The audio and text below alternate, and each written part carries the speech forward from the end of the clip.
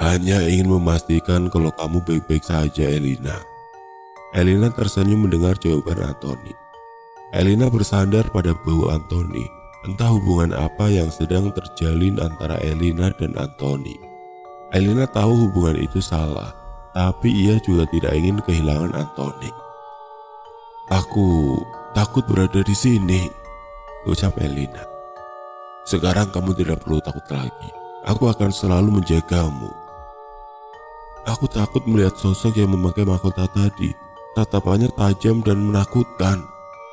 Anthony tertawa mendengar ucapan Elina. Dia penjaga milik pamanmu. Oh ya, jadi pamanku punya hal-hal seperti itu. Anthony mengangguk. Malam itu Elina tertidur dengan sangat nyenyak. Anthony masih berada di dalam kamar itu. Ia duduk di ujung kasur untuk menjaga Elina. Sekitar pukul 4 subuh Elina terbangun setelah mendengar suara gaduh di luar kamar. Yang setelah dicek, ternyata para bibi dan pamannya sudah mulai beraktivitas untuk mempersiapkan segala sesuatunya. Elina yang baru saja keluar kamar lantas disuruh untuk mengantar bunga 3 warna ke dalam kamar pengantin. Namun saat Elina masuk ke dalam kamar tersebut, terlihat Kak Ayas dan calon pengantin itu ngobrol. Saat Elina mendekat, obrolan itu terhenti. Ketika Elina hendak keluar kamar, terdengar Kak Ayas memanggilnya. Lin, yang kamu bawa itu tidak baik. Elina menoleh ke arah Kak Ayas. Elina bingung dengan apa yang dikatakan oleh kakak sepupunya tersebut. Namun setelah Elina melihat bunga yang tadi ia letakkan di atas meja, Elina pun paham.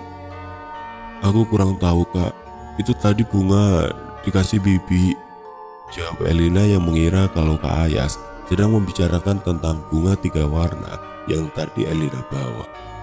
Saat Kak Ayas hendak mengatakan sesuatu, Kak Ayas tiba-tiba langsung menggeleng dan kemudian tersenyum pada Elina. Ya sudah, kamu boleh keluar, kata Kak Ayas. Elina mengangguk dan langsung keluar dari kamar itu. Setelah berada di luar, Elina lantas bernapas lega. Saat berada di dalam kamar pengantin tadi, Elina melihat banyak sosok tidak memakai baju berdiri mengelilingi tempat tidur pengantin. Dan di sana juga ada sosok bermahkota yang semalam Elina lihat. "Mah," panggil Elina. "Apa sayang?" tanya mama seraya mendekat. "Calon pengantinnya banyak yang jaga ya? Kamu lihat?" "Iya, banyak sekali mah. Ada yang gak pakai baju.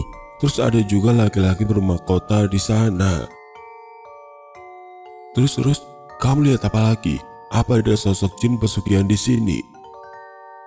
"Jin pesugihan itu yang gimana bentuknya, mah?"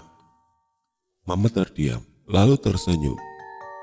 "Gak ada berarti ya? Baguslah. Berarti itu cuma isu, gosip saja. Oh ya, sebaiknya kamu juga siap-siap, Lin. Mandi, make up." Elina masuk lagi ke dalam kamarnya. Ia mempersiapkan handuk dan perlengkapan mandinya. Lalu kemudian berjalan ke arah kamar mandi yang berada di dalam kamar itu. Tapi baru saja masuk selangkah ke dalam kamar mandi tersebut, Elina langsung berteriak ketakutan. Bagaimana tidak, di dalam kamar mandi itu, Elina melihat sosok perempuan berambut panjang memakai baju putih berlumuran darah. Untungnya Anthony datang lalu mengusir sosok menyeramkan itu. "Aku akan menunggu di luar, Elina. Kamu tenang saja, sosok itu tidak akan muncul lagi." Dan dengan keberadaan Anthony di luar kamar mandi itu, Elina pun merasa aman. Anthony masih ada ketika Elina selesai mandi. "Kamu akan memakai baju, kalau begitu aku pergi ya," ucap Anthony. "Jangan, kamu bisa membalikan badan saja. Aku takut kalau kuntilanak itu muncul lagi." "Baiklah, aku tidak akan melihatmu," kata Anthony seraya membelakangi Elina. Setelah selesai mengenakan pakaian, Elina pun memanggil Anthony agar duduk di dekatnya. Saat Elina memakai make up, Anthony melihatnya dengan seksama. "Saat di rumah, kamu tidak pernah memakai ini, Elina." "Iya, karena kulit wajahku sensitif. Kalau sering make upan, wajahku jadi berjerawat. makanya aku jarang make up. Kalau begitu, jangan dipakai Elina. Kamu sudah cantik tanpa merias wajahmu. Elina tersenyum. Sekarang aku harus merias wajahku karena hari ini acara pernikahan sepupuku. Nanti kamu jangan jauh-jauh ya. Anthony mengangguk. Setelah Elina selesai make up, Anthony menatap Elina sambil tersenyum. Kamu cantik Elina, puji Anthony. Elina yang dipuji seperti itu lagi-lagi hanya bisa tersenyum. Elina keluar dari dalam kamar, diikuti Anthony yang selalu setia berada di samping Elina untuk menjaganya. Saat acara sedang berlangsung, Elina disuruh oleh pamannya untuk mengambil kotak kayu kecil yang berada di dalam laci di samping tempat tidur sang paman. Elina yang tidak enakan itu pun langsung menurut, meskipun ia merasa takut. Tapi dengan keberadaan Anthony di sampingnya, perasaan takut yang Elina rasakan pun berkurang. Saat sudah berada di dalam kamar pamannya, Elina langsung membuka satu persatu laci yang ada di dekat tempat tidur tersebut. Hingga akhirnya Elina pun berhasil menemukannya. Elina pun keluar untuk memberikan kotak kayu itu pada sang paman. Namun tiba-tiba, pengantin perempuan mendadak histeris. Ia menangis dan bahkan menyerang pengantin laki-laki yang berada tepat di sampingnya. Tentu saja orang-orang yang berada di sana langsung panik dengan apa yang terjadi. Paman mendekat ke arah si pengantin perempuan. "Aku tidak bisa mengambilnya," teriak si pengantin perempuan. "Anakku akan aku ambil." Paman tidak mengatakan apa-apa. Kotak kayu itu lantas dibuka dan bersamaan dengan itu si pengantin perempuan langsung terjatuh. Acara hari itu benar-benar kacau. Pengantin perempuan tidak sadarkan diri setelah pingsan hingga malam harinya. Tentu saja hal itu membuat seluruh keluarga besar khawatir. Berbagai cara dilakukan, tapi si pengantin wanita tidak juga bangun. Di saat semua keluarga berkumpul menunggu si pengantin wanita, paman mengajak Elina untuk ke dapur. Di sana paman memohon pada Elina untuk membantu anaknya, si pengantin wanita. Elina bingung, ia tidak tahu bagaimana caranya membantu si pengantin wanita. "Oh, maksud paman, aku harus mencari dokter ya?" tanya si Elina polos. Paman menggeleng. "Yang bersamamu itu, paman merasa dia bisa membantu." "Papa atau mama?" "Bukan, tapi pemuda itu," ujar pamannya menunjuk ke arah Anthony. Elina terkejut mengetahui kalau sang paman bisa melihat Anthony. "Paman bisa melihatnya?" "Ya, tolong Elina, suruh dia untuk membantu sepupumu." "Apa yang aku dapatkan kalau aku berhasil membawanya kembali?" "Apapun yang kau inginkan," jawab paman. Anthony menatap Elina. Elina menggeleng, memberi isyarat agar Anthony tidak meminta apa-apa pada pamannya.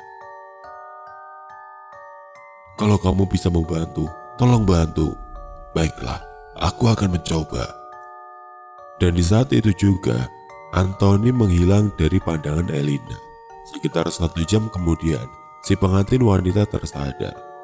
Elina dan keluarga lainnya senang, namun Elina tidak melihat kemunculan Anthony. Kemana Anthony? Apa yang terjadi? Dengan perasaan khawatir, Elina berlari ke arah kamar. Saat pintu terbuka, Elina menatap Anthony duduk di atas kasur. Elina menarik nafas lega.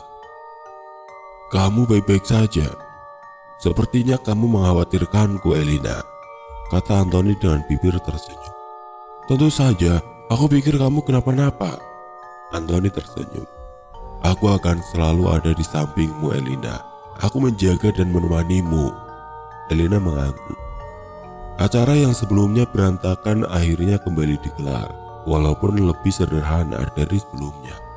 Paman juga tidak henti-hentinya mengucapkan terima kasih pada Elina. Tentu saja itu membuat papa dan mama bangga. Namun saat Elina dan orang tuanya berpamitan pulang, Kak Ayas menarik tangan Elina. "Dia tidak sebaik itu, Lin. Kamu harus berhati-hati," ucap Kak Ayas. "Siapa, Kak?" Namun Kak Ayas tidak melanjutkan lagi, karena pada saat itu Anthony muncul di dekat Elina. Hari-hari berlalu. Orang tua Elina pun kini sudah mengetahui kalau ada sosok tidak kasat mata yang tinggal di rumah mereka itu. Elina sudah menceritakan semua tentang Ani dan Anthony pada orang tuanya. Orang tua Elina tidak mempermasalahkan, asal sosok-sosok itu tidak mengganggu. Suatu hari keluarga Elina kedatangan tamu yang merupakan teman sang papa. Mereka berencana untuk menjodohkan Elina dengan anak teman papanya Elina. Tentu saja Elina menolak, namun penolakan itu tidak langsung ia sampaikan. Karena memang Elina ini punya rasa tidak enakan. Jadi ia berencana untuk menolak perjodohan itu pada orang tuanya saja. "Kamu menyukainya, Elina?" tanya Anthony. Elina menggeleng. "Lalu apakah kamu ingin dia pergi?" "Aku hanya tidak ingin menikah dengan orang yang tidak aku sukai." Anthony mengangguk lalu ia tersenyum pada Elina. Keesokan harinya saat baru bangun tidur, Elina mendengar kabar bahwa anak teman papanya yang hendak dijodohkan dengan Elina mengalami kecelakaan. Dan ia dinyatakan meninggal di tempat. Tentu saja kabar itu membuat Elina terkejut. Dalam hatinya ia terus bertanya-tanya, apakah kematian orang itu ulah dari Anthony? Elina bergegas ke kamarnya, memanggil-manggil nama Anthony berulang-ulang kali. Namun Anthony tidak kunjung muncul. Elina terduduk. "Enggak, ini cuma kebetulan. Mana mungkin Anthony melakukan hal buruk seperti itu?"